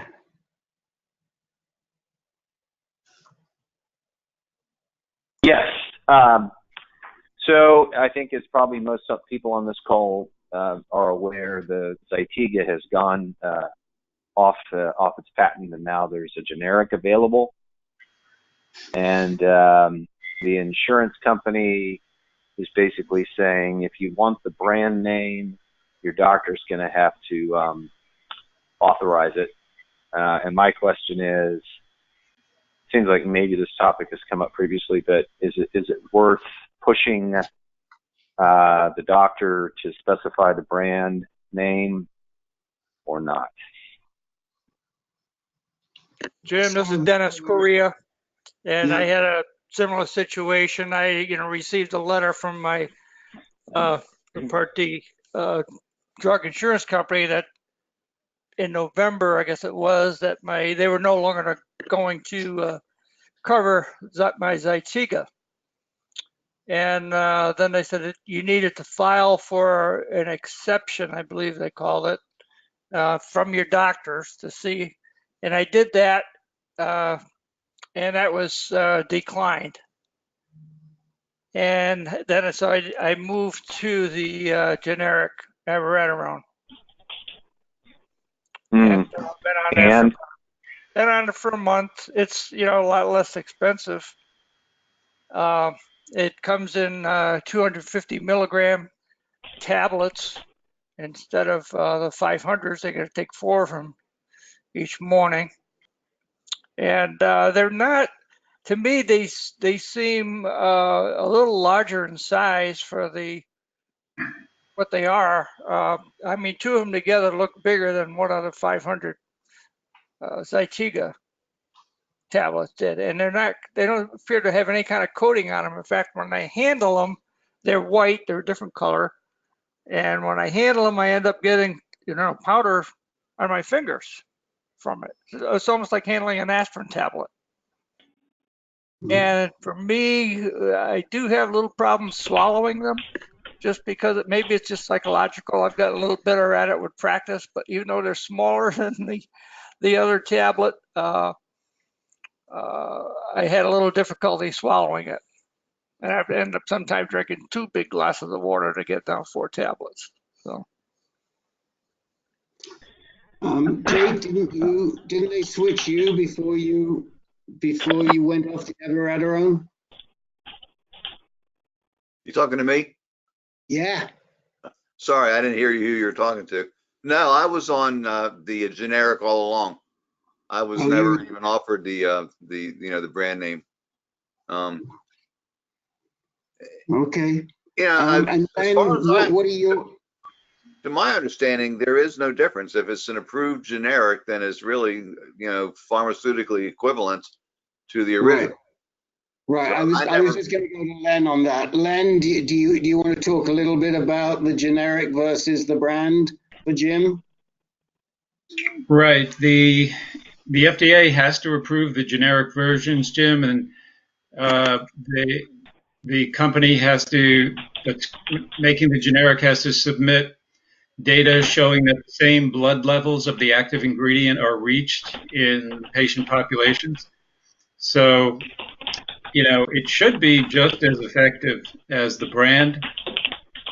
One thing that surprises me, I was on Zytiga only for a short time, 3 years ago, I guess. But I thought I was, so at that time it was brand, and I thought I was taking 4 250 milligram tablets, Dennis, because you said you were only taking 2 500 when you were on the brand. Does anybody? Right. Sorry. That's right. That's what I was taking. Huh. Yeah, taking 2 500 for 1,000, and then I take 4 250s to get the same. This is Jim. I've been on the 2 500 milligram pills all along. So okay. Len, I thought I recalled you when we had this discussion some time ago that blood level could be within plus or minus 15%. Yes. Of what the brand drug is. Is that correct? Yeah, that is true. So it doesn't have to be exactly the same as the brand name drug. Correct. But in the FDA's opinion, 15% plus or minus is therapeutically equivalent, so they're comfortable with that. Okay. Yeah, I said so they have a tolerance. They have a tolerance of, you can be 15% less equivalent. Yeah, or 15% more. Okay. All right. Well, so I don't know. I guess I'm not hearing a strong consensus one way or the other. I guess I'm going to reach out to. No, I wouldn't worry about it. Especially if it's going to save money. Hold on. Jim, finish, and then Jay, you respond. Yeah, I think. Look, I think I'm probably just going to send a note to my local oncologist and just say, hey, look, because supposedly the insurance company, sent some kind of notice to him, and I may just send a note saying, look, if you're inclined to support the brand name, then great. You need to let the insurance company know, or if you're not, then it'll just go. It'll be generic by default, and he can do what he wants. I will say, although oftentimes when dealing with people as an attorney doesn't always produce a lot of positive reactions, the one thing I do tend to get from doctors is they usually play it really safe, i.e. they'll prescribe the brand name, automatically, and they'll not take those kind of risks, with an attorney. But maybe that's more in my head than reality. Jake, what did you want to say? I was just saying that if it was me, I would not worry about the difference between the generic and the brand name. I like the generic because they save me money. For insurance purposes, I always get them cheaper for generic. So I'm a big believer in that. And as Len said, they're therapeutically equivalent, not pharmaceutically equivalent, like I said, but therapeutically equivalent. So But, everybody has to make their own decision. Yeah, I just trusted in my doc. He actually called me and reassured me that he's had a lot of experience with patients that have to switch to this, and he hasn't seen any change in any of his patients that are using it. So, that just gave me a little more confidence. Yeah, Okay, well, really, Jim, what I was going to say to you, my question to you was, does Paul Korn have a preference? I sent him an email and he didn't respond, actually. So that might suggest that he doesn't have a preference or doesn't think it's a battle worth fighting. One of the reasons I'm raising this is because I had just called in the refill through their automated refill line, and then I got a call from today saying, oh, there's been a holdup here because, we needed to get some indication from your doctor about whether or not, you need the brand versus the generic. So it's kind of like, it's almost like the insurance company put it into play. And maybe that's the protocol, but I was just kind of expecting it to be filled one way or the other. And now they seem to kind of like thrown up this sort of fork in the road. I think the point here, Jim, is that if Korn is your quarterback, you got to let him make the call. And if he's happy with it, you go. And if he's not happy with it, I don't think this is a decision for your local oncologist. To me, anyway. This is the sort of thing that you want to go to your quarterback about. Fair enough. Okay, I'll send off a note to Dr. Korn. I appreciate the info, guys. Okay, we're going to keep moving here. Tad, tell us what's on your mind. Well, actually, mine's pretty basic for this group. It can wait.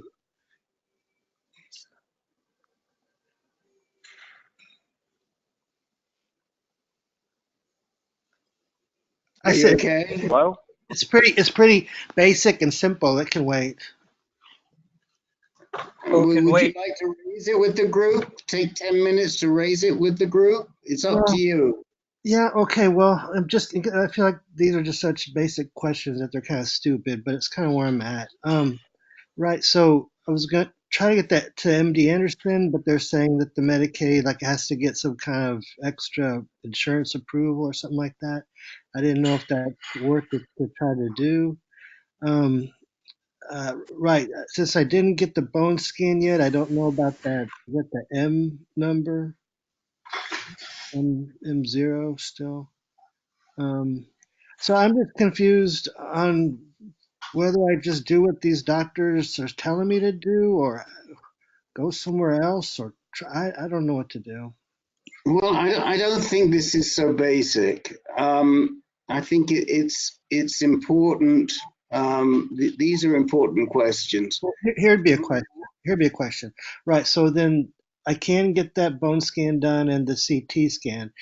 Does it matter where I get those at? Is it all going to be the same and same quality, all that kind of stuff, or do I again need to get some? Well, I would say that probably the level of scanning that you're getting is relatively simple. So I think just a regular bone scan is fine, and you do need to get it done. As we've said before, it should have been done a long time ago. Should have been done before you went in for surgery. Yeah. That is the protocol, and I think the sooner you get the CT and the bone scan done, the more information you'll have, and you may well have a better case to switch to MD Anderson. Okay, so just get those done now, just as soon as possible, no matter where. Okay, get that done. Then I guess then the next step with all that stuff is, I don't know. Do I keep these doctors I've been sent to? Do I try to find some second opinion? If so, how? Not when I looked up this doctor here in Houston, it says it's what's it called? Genitourinary. Whereas it doesn't seem like any of these doctors I'm talking to here are like specialized like that. So that's right. And what we've said to you, Tad, is that we think it's very important that you have a genitourinary medical on your team. okay. And that's why we're encouraging you to find one, and you may have to go to Houston. I don't know Austin well enough, but we do know that there's a very good team of genitourinary doctors at MD Anderson.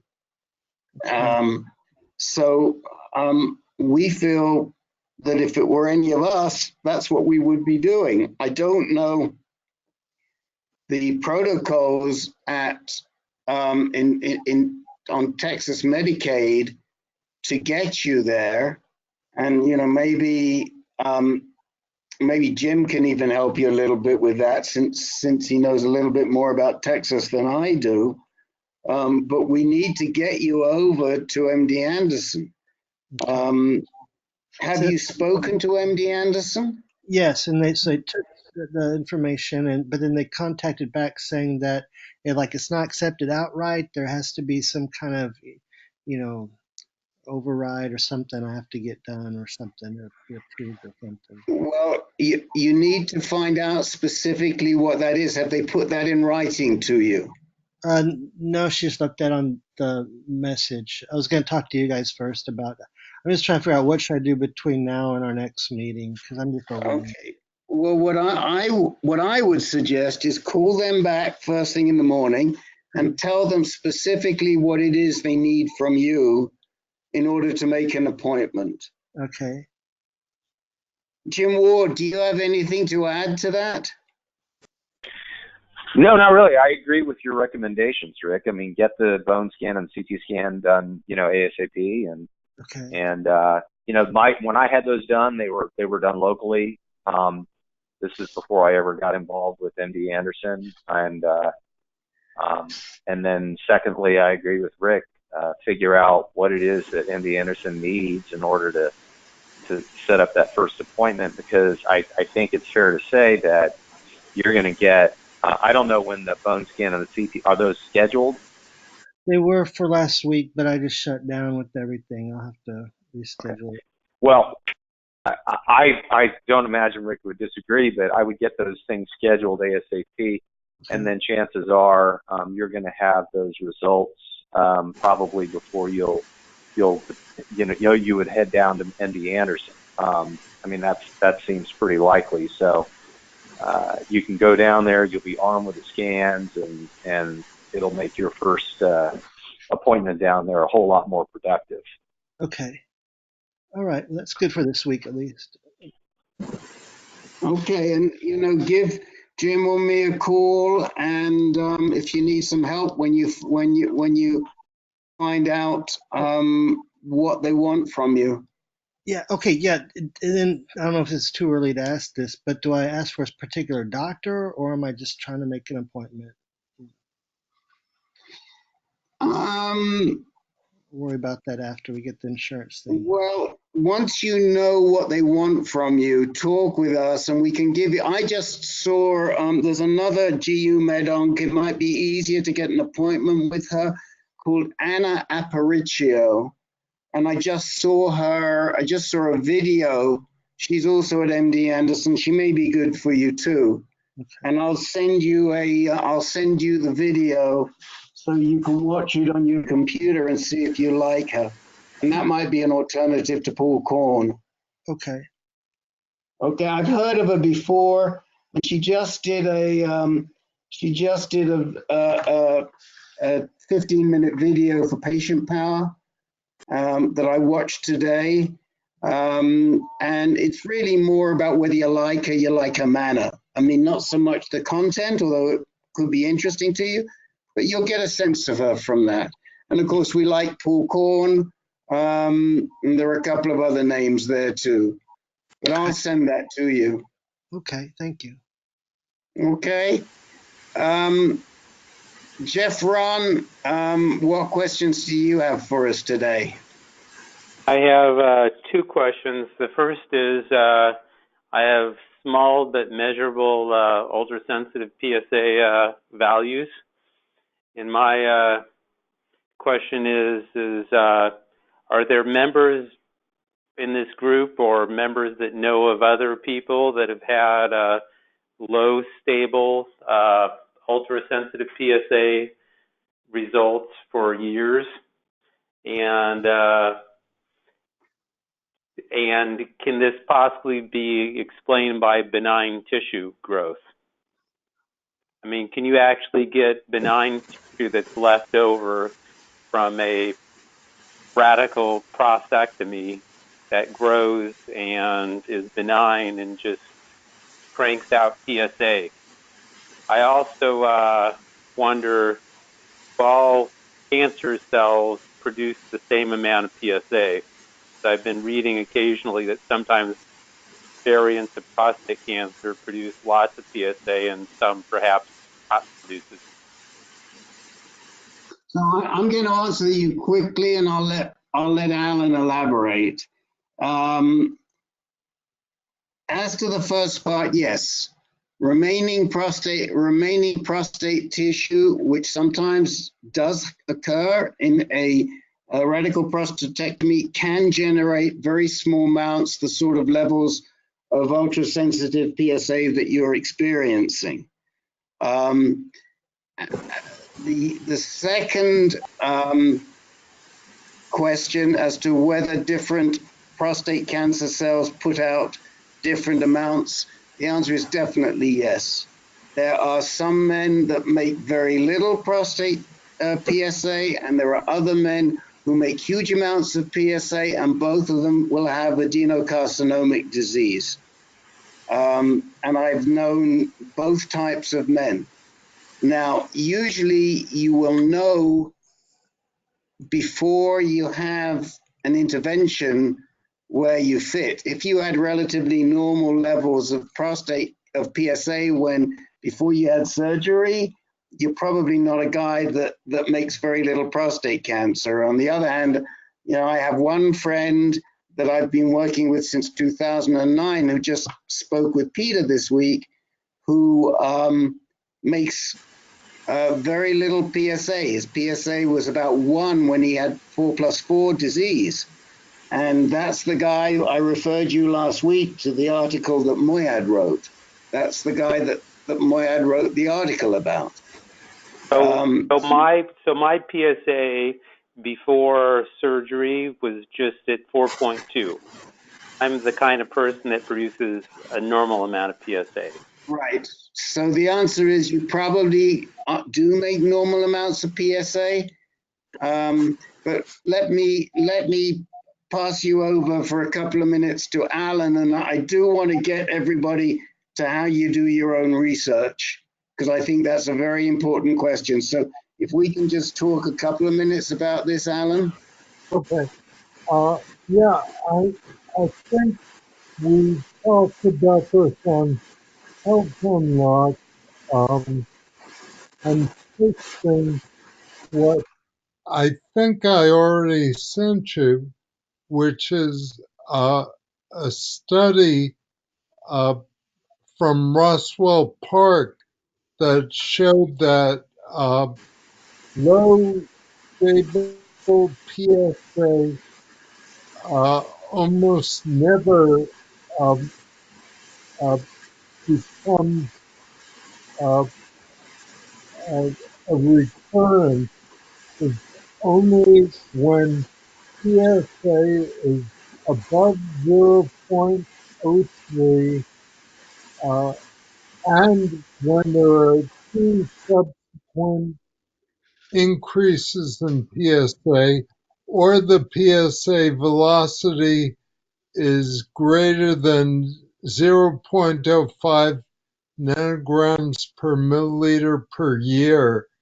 So is there a doubling time limit, or the doubling time act? Doubling time is not valid for PSAs that low. Got it. Because the prostate cancer goes dormant and becomes active and becomes dormant and active, et cetera. It behaves oddly in small tumors. No, because there's no data there's not enough data on which to compute valid doubling times when probably after years of data accumulation they'll be able to validate something. But you shouldn't be worried about it at this point. The Holocaust gave you a PSA velocity number that you can look at.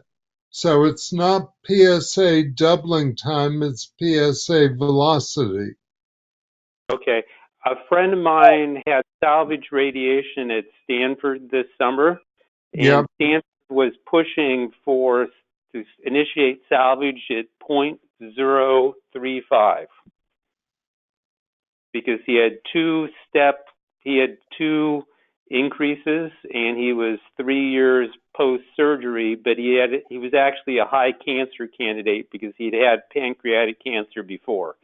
So there might have been some other mitigating. So, most recently, the data is showing that salvage, as long as the PSA has not gone above 0.1, or there are no more than 2 consecutive increases, is equivalent to having earlier what's called adjuvant radiation. So I'm sure with the new data, the people at Stanford would have changed their recommendation to him. And when you say 2 consecutive rises, they have to be substantial rises, not just the standard deviation noise, right? Because the test itself has a fair amount of noise in it in terms of fluctuations. Right. So I would be looking at the hundredths decimal place, not the thousandths decimal place. And how much stock do I put in my genomic health decipher test result? Because I've done research and they say that's an independent predictor of metastatic risk. Do you agree with that? It's a proprietary genetic test. Yeah, I know what Decipher is. So Decipher is good if you're on the fence. It's a good tool. Let's say that you were showing an increase over 0.03. Maybe you had 2 small increases over that level, and you're wondering, well, should I be doing salvage radiation at this point? You might look at your Decipher test to be the tiebreaker. But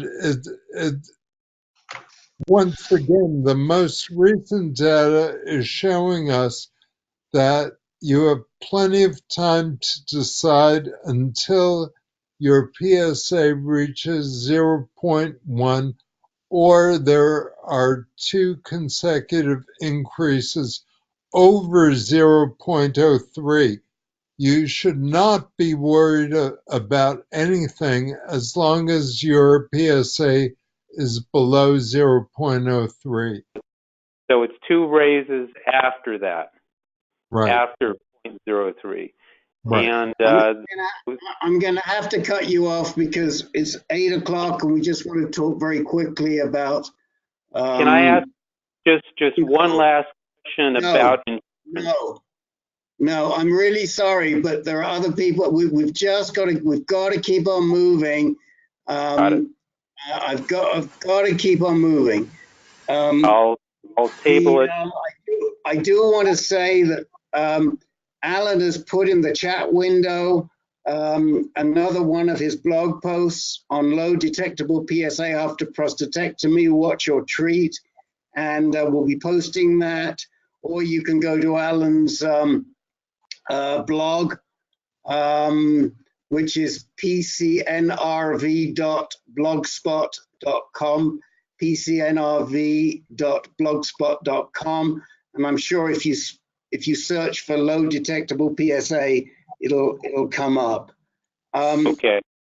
Alan, So I post an insurance question. Okay. Alan, I want to ask you the question that Larry Fish posed, because it is a great question, which is, how do you stay on top of all of these trials? How do you absorb them? And I'm going to ask, and Len does a great job doing that too. I'm sort of running behind the two of you and probably a couple of other people with everything that I've got to do. I never have time to stay up on all the literature. How do you do it, man? Yeah, I've got to say that I'm falling behind as well. There is an awful lot out there. I mean, every day there are at least 30 new studies that are published in PubMed on prostate cancer, and staying abreast of it is challenging, to say the least. Sometimes I look for key names because I know by now I know who the key players are and what the trials they're working on are. I also look for randomized clinical trials more than I look at observational studies. So there are things that I pay attention to. I pay no attention to my studies or lab studies because I know that if I were a mouse, I would have been cured of prostate cancer a long time ago. Everything works in mice. On the lab bench, everything works. In a randomized clinical trial, almost nothing works. So that's where I really focus my attention. Len?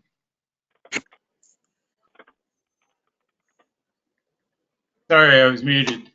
I agree with everything Alan said, although I do have a reservation about only considering randomized clinical trials because oftentimes they just don't have the money to do them. So we have to rely on, lower level evidence. But I also, like Alan, I use PubMed. I have a saved search profile set up for prostate cancer in PubMed, which gets updated every week and delivered to me via email. Alan is a good source for me. I think he's fantastic. The new prostate cancer info link is a great summary of the news going on. I like to monitor the ASCO and ESMO conferences. They're excellent. ASCO being American Society of Clinical Oncology, and ESMO, European Society of Molecular Oncology. Mm-hmm. Anybody else want to contribute anything to this and about how they go about doing their research?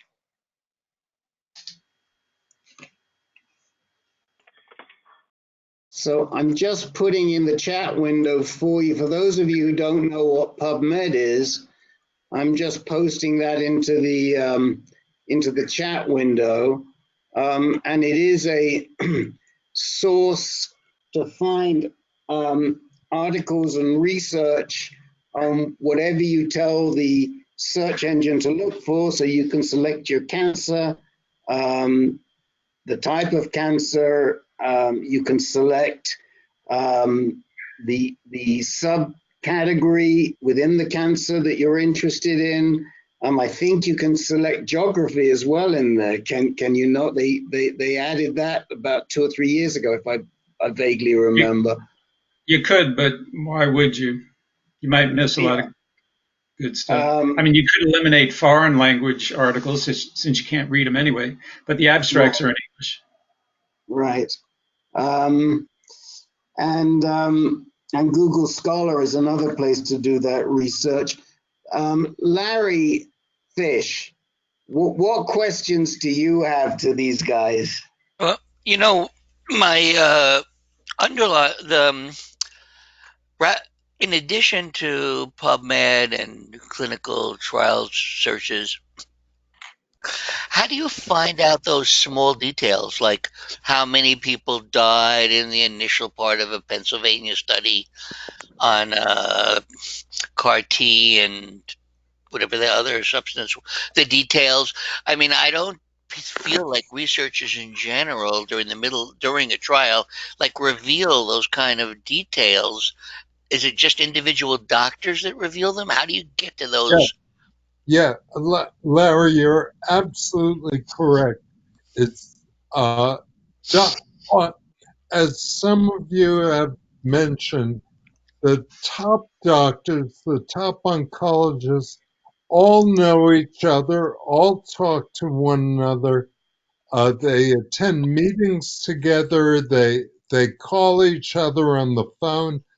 I know several oncologists who, when there's a difficult case, they say, for example, let me call Paul Korn at MD Anderson. Let me reach out to Oliver Sartor at Tulane. They have no problem picking up the phone and talking to other people. So, for example, on that CAR T trial, I was talking to someone, an oncologist, who's getting her own clinical trial up and running. And she, as part of that, she was talking to the people at University of Pennsylvania who had their CAR T trial. So she learned from them. Once you're plugged into the top oncologists, I would actually go out on a limb saying it doesn't matter which of the top oncologists you're plugged into because they all know each other. They're all good. I've found, at least in LA, they're all good about getting on the phone, talking to one another, getting second opinions from their friends. I think the most valuable thing you could do is to select a top oncologist. Yeah. I have to endorse all of that. It makes. Go ahead, Larry. Sorry. It just makes what you're saying, Alan, makes complete sense. It seems like it's through the people that you know that are going to the trials and those doctors that speak to those doctors and learn about their own trials where they can get that kind of information. Or you can't just pick up the phone and call Paul Korn or Radcliffe or somebody, right? Right. Thank you. Yeah, sometimes we can, and that's sometimes we will, depending on the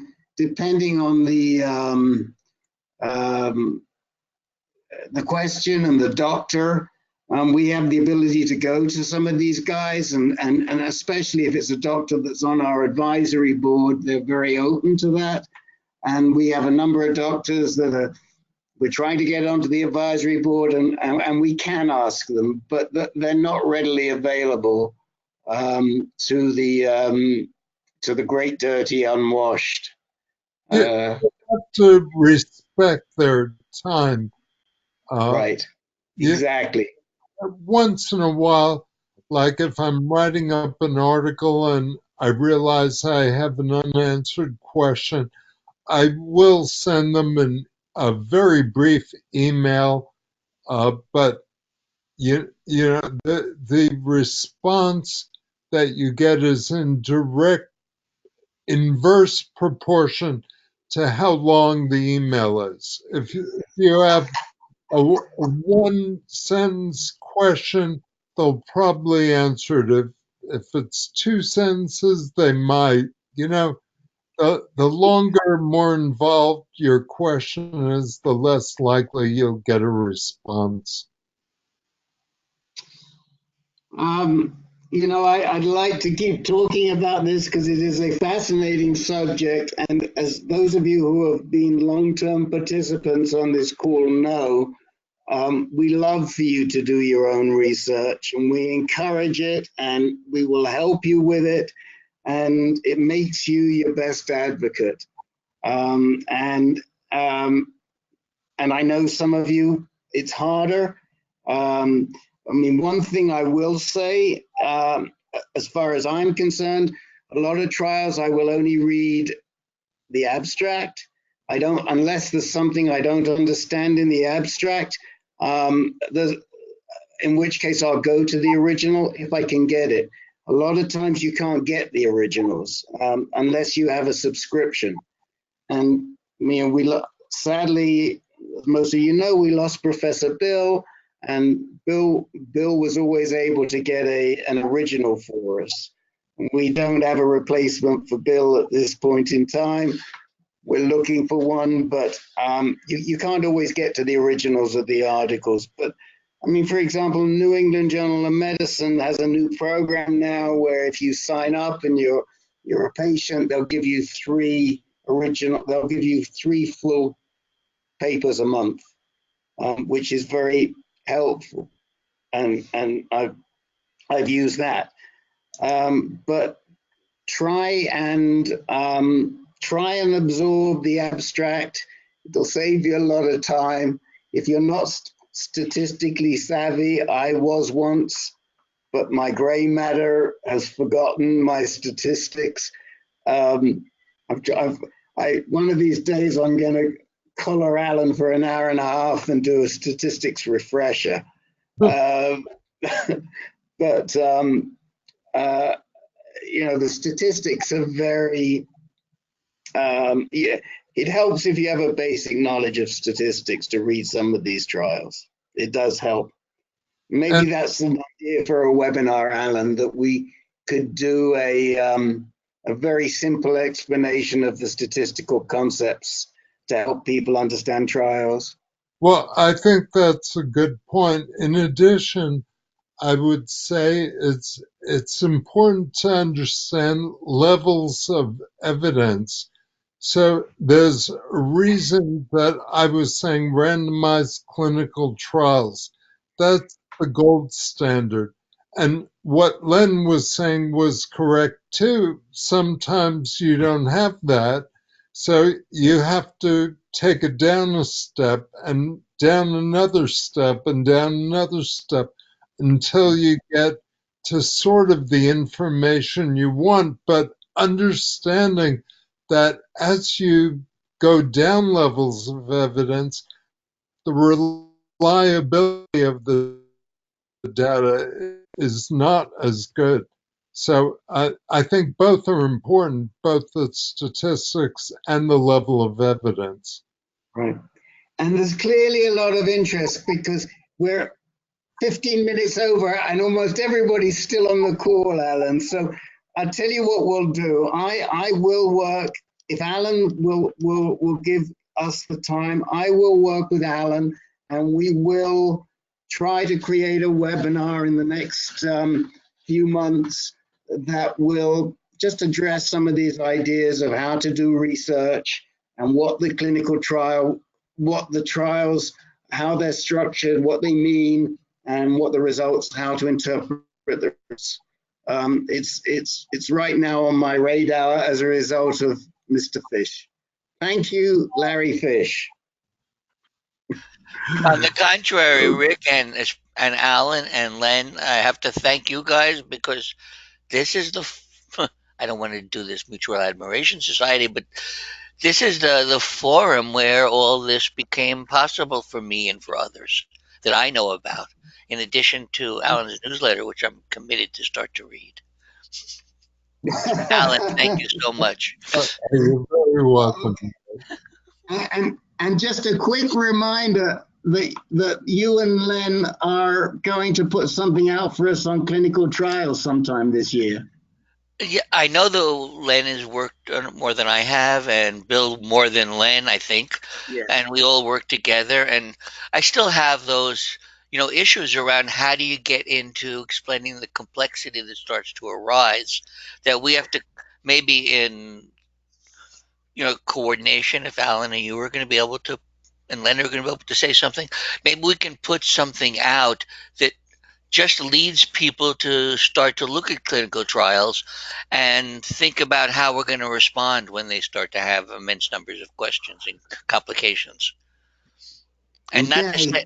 not to send people off to torture their doctors with 1,000 questions that are going to drive the doctor crazy. Yes, exactly.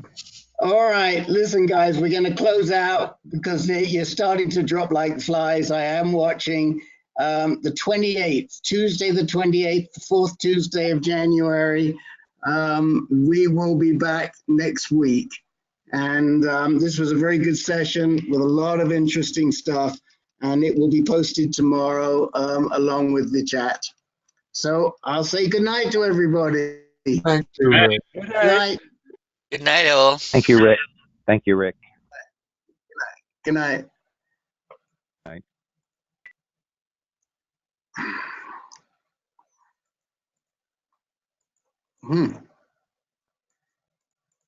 That's weird.